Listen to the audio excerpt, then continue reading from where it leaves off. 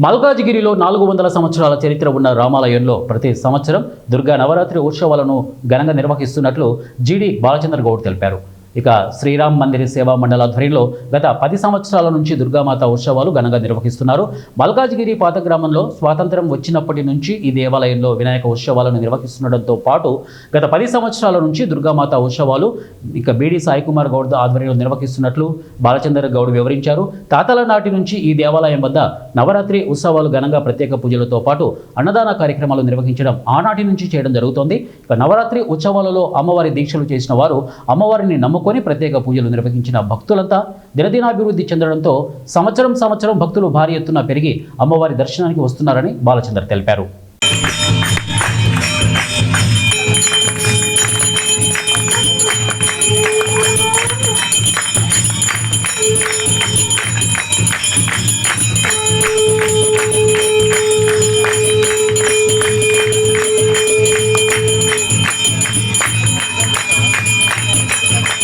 మల్కాజ్గిరికి సంబంధించిన గ్రామకంఠం. ఇక్కడ 400 సంవత్సరాల నుంచి రామాలయం ఉంది. ఈ రామాలయం అంటే మా ముత్తాతల నుంచి కూడా 3 తరాలు అయిపోయినాయి.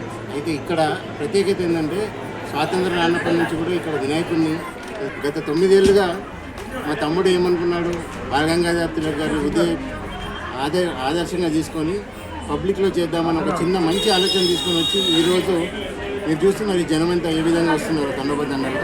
ఈ విధంగా పొద్దున వాళ్ళకు భోజనాలు అరేంజ్ చేస్తూ సాయంత్రం అల్పాహారాలు అరేంజ్ చేస్తూ దిగ్విజయంగా ఈ కార్యక్రమం చేస్తున్నారు. ఇటువంటి చక్కని కార్యక్రమం చేస్తున్న మా తమ్ముడు సాయి కుమార్కి, అదే కాకుండా సమస్త భక్తజనానికి ఎల్లప్పుడూ అమ్మవారి ఆశీస్సులు ఉండాలని మనసారా కోరుకుంటూ